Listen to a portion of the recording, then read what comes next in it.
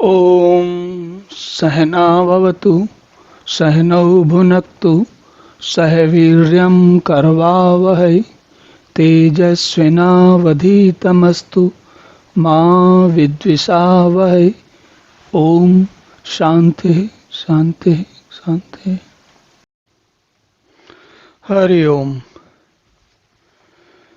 तो हमने देखा कि भगवान ने कई बार कई अलग अलग तरीके से बताया कि जो हमें जीवन की छोटी छोटी चीज़ों से शीतोष्ण सुख दुख इन सब से ध्यान हटा के मोक्ष में अपना ध्यान लगाना चाहिए।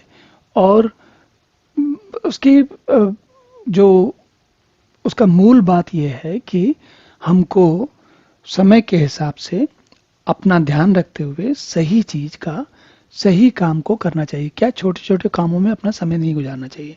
और ऐसा नहीं है कि छोटे कामों को के जीवन के लिए महत्वपूर्ण नहीं है, लेकिन उन्हें एक वैसे उनको उनकी जगह रखना चाहिए। सब कुछ उन्हीं में खो जाएं, आगे कुछ सोचे ही नहीं, ऐसा नहीं करना चाहिए। और भगवान के पिछले श्लोक में भगवान यही कह रहे थे कि भाई जो लोग समझदार लोग हैं वो छोटी छोटी चीज़ों में अपना समय उलझा करके अपना समय खराब नहीं करते, उसमें व्यथंती नहीं होते, मतलब व्यथित नहीं होते। अब ये बात तो समझ में आई। इसके बाद अब इस श्लोक में आकर थोड़ा सा यहाँ पर ये जो तर्क वाली बात एक दी जाती है। तर्क इसलिए दिया जाता है क्योंकि जब तक तर्क नहीं दिया जाएगा हमें बात हमारी गहराई तक हमें समझ में नहीं आएगी। ये अगर भाषा की दृष्टि से देखें तो जो लोग दर्शन शास्त्र या लॉजिक वगैरह पढ़ते हैं उनको जल्दी ये बातें समझ में आती हैं, लेकिन हमारे लिए भी इस बात को समझना उतना ही आवश्यक है जितना कि दर्शन शास्त्र के विद्यार्थी के लिए है या लॉजिक वगैरह जो लोग पढ़ते हैं उनके लिए होता है। सुनने में थोड़ा सा अटपटा लगता है। अटपटा क्या लगता है? ऐसा लगता है कि कोई बड़ी ऐसी बात कही जा रही जो कठिनाई से समझ में आती है, और इसलिए थोड़ा सा देखते हैं इसको। तो भगवान क्या कह रहे हैं कि भगवान कहते हैं नास तो विद्यते भावो ना भावो विद्यते सता उभयो अपि दृष्टा अंता तु अन्यो तत्व दर्शे भी। अब भगवान कह रहे हैं कि असत वस्तु की ना अस्तो विद्यते भावो, असत वस्तु की सत्ता नहीं है।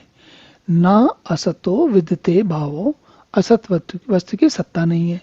और ना भावो विद्यते सता, जो सत व्यक्ति वस्तु है उसका ना भावो ना अभाव नहीं है। और उभयो अपि, इनको दोनों प्रकार से देखने वाले तत्वज्ञानी कहलाते हैं, या दर्शी भी। जो तत्वज्ञानी है वही इनको देख पाते हैं, समझ पाते हैं, इस बात को वही लोग समझ पाते हैं। तो चलिए थोड़ा सा उदाहरण देखते हैं। सत और असत को समझने का सबसे आसान तरीका क्या है, जरा देखते हैं इसको। असत मतलब जो सत नहीं है। सत का अर्थ है, असत को समझना तो पहले सत को समझते हैं। सत क्या है? जो हमेशा है, हर समय है, ठीक है। और असत क्या है? जो क्षणिक है, थोड़ी देर के लिए है, उसके बाद नहीं है। तो ये तो बड़ी साधारण सी बात है, इसमें क्या कठिनाई है। चलिए इसको एक दूसरे तरीके से देखते हैं। मान लीजिए कि दीपावली में कोई बच्चा फुलझड़ी छुड़ा रहा है, तो फुलझड़ी कितनी देर तक चलेगी? 30 सेकंड, 1 मिनट, 2 मिनट, इससे ज़्यादा फुलझड़ी की आयु नहीं है। या फुलझड़ी की सत्ता जो है, फुलझड़ी के होने का भाव, फुलझड़ी का होना 1 आध मिनट 2 मिनट का है। जबकि उस बच्चे की आयु जो भी है 8-10 साल की है, 15 साल की है, या वो 100 वर्ष की आयु का व्यक्ति भी हो सकता है, बच्चा ही क्यों। तो फुलझड़ी की तुलना में मनुष्य की जो आयु है वो सत है। सत कैसे? फुलझड़ी जब थी तब भी मनुष्य था। मनुष्य जैसे बच्चा है तो फुलझड़ी उसके जीवन में आती है और फुलझड़ी खत्म हो जाती है।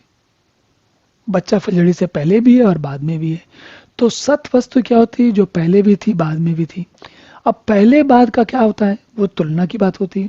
अब हम देखते हैं दूसरी तरीके से, वही बच्चा 100 वर्ष की आयु होकर दुनिया छोड़ जाता है, लेकिन उसकी जो 100 वर्ष की आयु है वो धरती की तुलना में क्या है, असत है।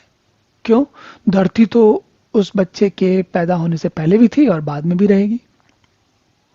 तो धरती जो है सत है और व्यक्ति जो है वो असत है। बस व्यक्ति का शरीर मन बुद्धि जो है ये असत है। अब हम थोड़ा धरती के आगे जाते हैं।